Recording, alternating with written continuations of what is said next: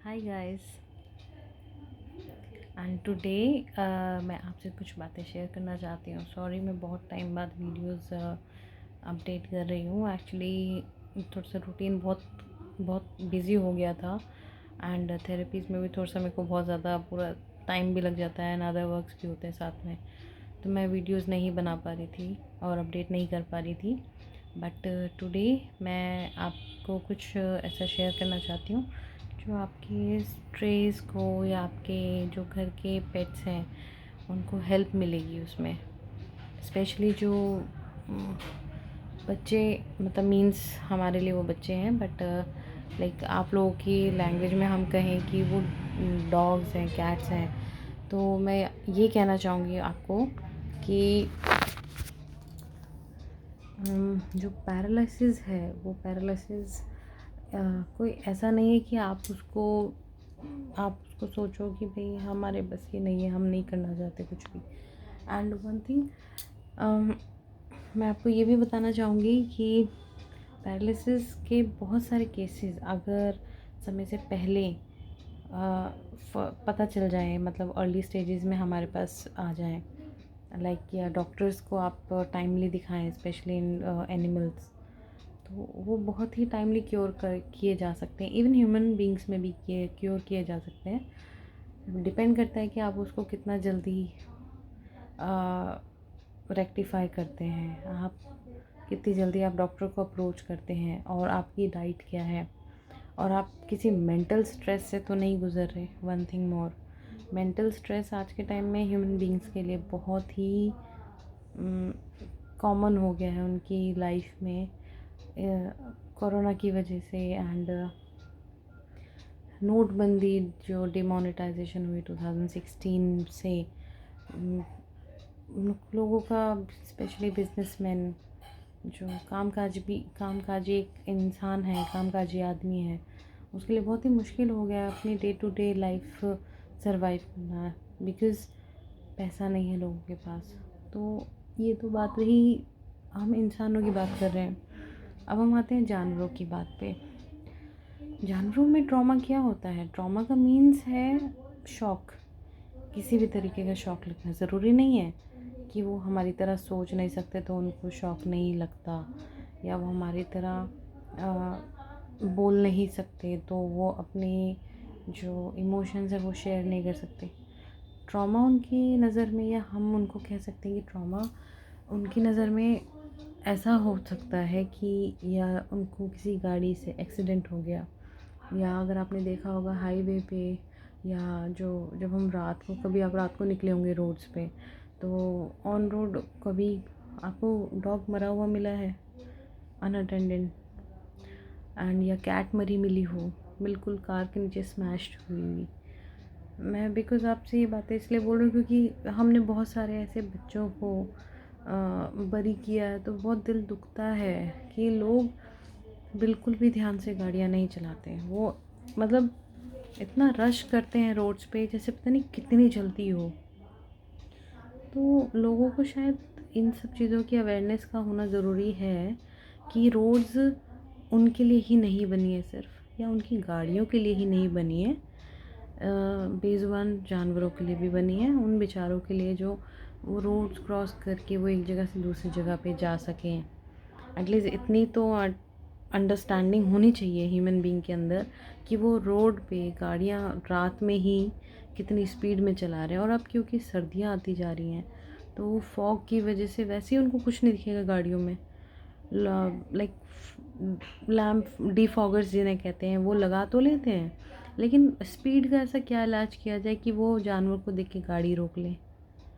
ऐसा क्या हम लोग नया टेक्निक लगाएं जिससे हमें ये पता चल जाए, सेंसर लगाएं कि जी सामने एक जानवर, गाय, बकरी, बैल, गधा, घोड़ा, नील गाय, कुत्ता, बिल्ली, इवन छोटा सा चूहा भी आपने रोड पे मरा हुआ देखा है कभी? कैसा लगता है?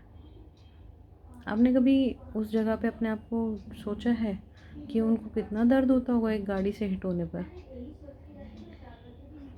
तो जब किसी को चोट लगती है ना, हमें एक सुई भी चुभती है तो बहुत पेन होता है, इंजेक्शन भी लगता है, तो मैं तो सेंसिटिव हूँ इस मामले में, मुझे बहुत पेन होता है एक इंजेक्शन की निडल देख के। मेरे पता मुझे फ़ोबिया है कि इंजेक्शन की निडल से भी। बट आप मुझे ये बताइए कि क्या हम सब मिलके एक ऐसा लोगों को अवेयरनेस या रिक्वेस्ट कर सकते हैं कि प्लीज़ आप लोग रात के समय, दिन के समय एटलीस्ट इतना अंडरस्टूड होके गाड़ी तो चलाएं कि मे भी अचानक से कहीं कोई जानवर ना आ जाए हमारी गाड़ी के आगे। अपनी गाड़ी का कंट्रोल अपने हाथ में तो रख सकते हैं। मतलब एक आप ट्रैफिक में तो पुलिस के डर से जब एक खाली रोड होती है पुलिस के डर से कैमरास लगे हैं, हाँ हिडन कैमरास लगे हैं, स्पीडोमीटर्स लगे हैं, इसलिए आप गाड़ी स्लो तो कर लेते हैं। क्यों? क्योंकि आपको 1000 2000 10,000 का चालान ना आ जाए। लेकिन क्या आप ये सोच के गाड़ी स्लो नहीं कर सकते कि कोई जानवर हमारी गाड़ी के नीचे ना आ जाए? सोच सकते हैं ना आप लोग ये सब। तो आपको पता है कि ये जो हमारे जितने भी स्ट्रेज हैं, हमारे जितने भी इंडियन डॉग्स हैं, स्ट्रे डॉग्स या कैट्स हैं, सबसे ज़्यादा गाड़ी के नीचे आके मरते हैं या फिर उनको ऐसी इंजरीज़, सीरियस इंजरीज़ होती हैं जिसकी वजह से उनकी लाइफ बहुत बहुत मुश्किल हो जाती है जीना। वो तो हमारी तरह बोल भी नहीं सकते। और जब पेन होती है, स्पाइन इंजरी होती है, नेक इंजरी होती है या उनको पेल्विस बोन पे चोट लगती है, तो आपको पता है कुछ तो झेल जाते हैं। तो वो एक विकलांग की तरह ज़िंदगी जीते हैं किसी एनजीओ में, कुछ दिन के लिए, कुछ महीने के लिए, कुछ साल के लिए, डिपेंड करता है कि हम कितनी केयर करते हैं। लेकिन उनका क्या, जो ऑन द स्पॉट मर जाते हैं बेचारे बेजुबान जानवर।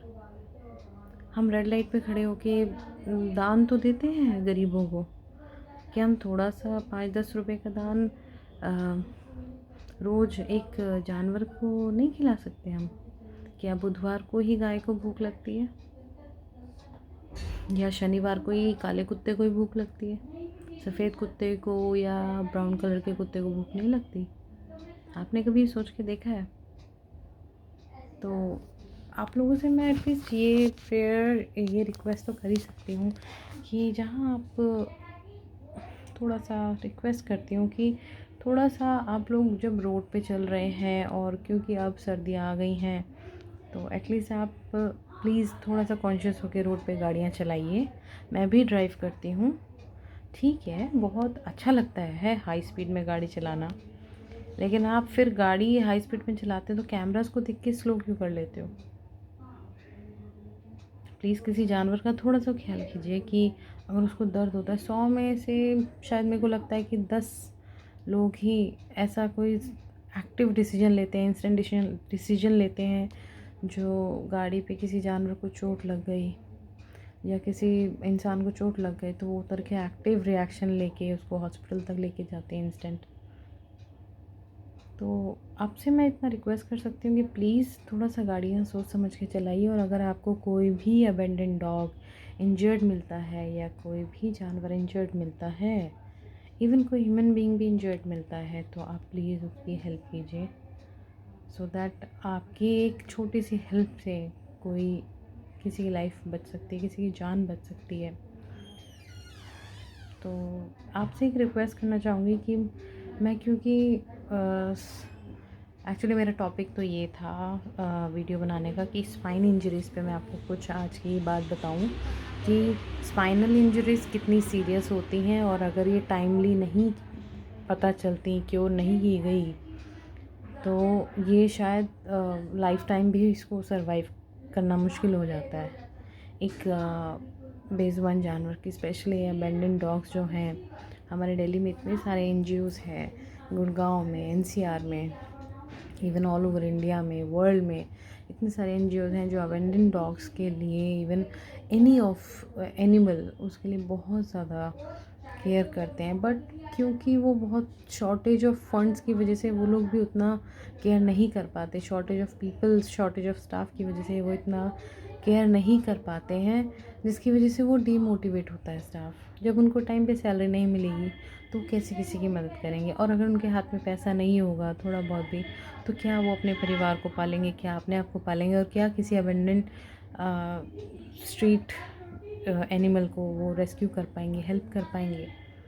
तो प्लीज़ आपसे एक रिक्वेस्ट है कि आप हेल्प कीजिए और अगर आपको लगता है कि आप अपने तरफ से रेस्क्यू कर सकते हैं और आप बहुत फेमिलियर हैं एनिमल्स के साथ, मैं ये नहीं कह रही हूँ कि आप जाके गाय को पकड़ लीजिए, बिकॉज़ कोई भी जानवर बहुत ही इनसिक्योर होता है जब आप किसी की तरफ पास जाते हैं, तो वो उसको लगता है कि कहीं उसको मारा तो नहीं जाएगा।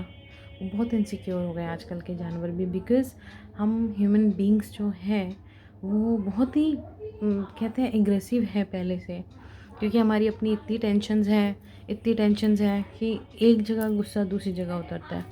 मुझे समझ नहीं आता, पता नहीं ऐसे लोग क्यों करने लगे हैं। अगर आप थोड़ा-सा बेज़ुबान जानवरों की तरफ डेडिकेट हो जाएँ, एक-एक कॉलोनी में, एक-एक घर में भी, क्या हम किसी से एक्सपेक्ट नहीं कर सकते कि कोई एक दूध, रोटी या ₹5 का बिस्किट ख़रीद के उस बच्चे को खिला दे एक टाइम भी, या उसके लिए सर्दियाँ आ रही हैं। मैंने ऐसे-ऐसे लोग देखे हैं जो कोई कोई अगर डॉग को फ़ीड करता है, बड़ी-बड़ी सोसाइटीज़ के लोग जो एंटी हो जाते हैं एक डॉग फीडर के अगेंस्ट। क्यों भाई? क्या रीज़न है ये सब करने का? आप सपोर्ट नहीं कर पा रहे हो, एटलीस्ट आप किसी को मेंटली सपोर्ट तो कर सकते हो, अगर आप किसी को फाइनेंशियली सपोर्ट नहीं कर पा रहे हो तो। इतना तो हम आप लोगों से उम्मीद करते हैं, आखिर आप भी तो ह्यूमन बीइंग ही हो ना। कितने भी अमीर हो कोई दिक्कत नहीं है, भगवान आपको और देगा। लेकिन आप किसी ऐसे इंसान को मेंटली सपोर्ट तो कर ही सकते हो जो बेज़ुबान जानवरों की मदद करता है। इट डज़न्ट मैटर कि वो एक डॉग को फ़ीड कर रहा है, कैट को फ़ीड कर रहा है, पशु पक्षियों को फ़ीड कर रहा है, लार्ज एनिमल्स को फ़ीड कर रहा है। आपको पता है पहले पुराने टाइम में, ज़्यादा पुराना टाइम नहीं, 10-20 साल या अभी भी रिसेंटली बहुत सारे ऐसी जगहें हैं ऑल ओवर इंडिया में जहाँ ट्रेन्स के आगे आकर नील गायें मर जाती हैं कट के। आपने कभी सोचा वो पेन कितना होता है, कितना पेन होता होगा उस जानवर को? हम तो सोच सकते हैं, क्या एक जानवर के पास सोचने समझने की शक्ति है? कभी आपने सोचा है इस बारे में? सोच के देखिए एंड प्लीज़ मुझे रिप्लाई कीजिए। और अगर आपको ये वीडियो बहुत अच्छी लगी और आपको लगता है कि मेरे को आगे वीडियोस और बनानी चाहिए, तो मैं डायरेक्ट आपके पास अब direct face to face videos मैं शेयर करूँगी। और स्पेशली मैं स्पाइन इंजरीज़ के ऊपर या जो भी सीरियस इंजरीज़ होती हैं हमारे एनिमल्स के अंदर, डॉग्स, कैट, मैं स्पेशली ज़्यादातर डॉग्स का देखती हूँ, इंजरीज़ केयर करती हूँ, फिज़ियोथेरेपी भी करती हूँ। तो उसके अकॉर्डिंग मेरी जो एक्सपीरियंसेस हैं, जो मेरे प्रैक्टिकल एक्सपीरियंसेस है स्पेशली थ्योरिकली के साथ, और तो मैं चाहती हूँ कि अपनी वो एक्सपीरियंस को और आगे अच्छे से एक्सपेंड करके किसी को एक लाइफ सेव कर सकूँ। और शायद अगर हम लोगों के साथ लोग जुड़ेंगे तो मैं और लोगों को अपने जो मैंने सीखा है, मैं चाहती हूँ कि मैं अपने एक्सपीरियंसेस शेयर करके और लोगों को एनकरेज करके towards animals, even towards human being, हम लोग अपना लोगों की तरफ एक पॉजिटिव साइकोलॉजी या मेंटालिटी को बिल्डअप कर सकें।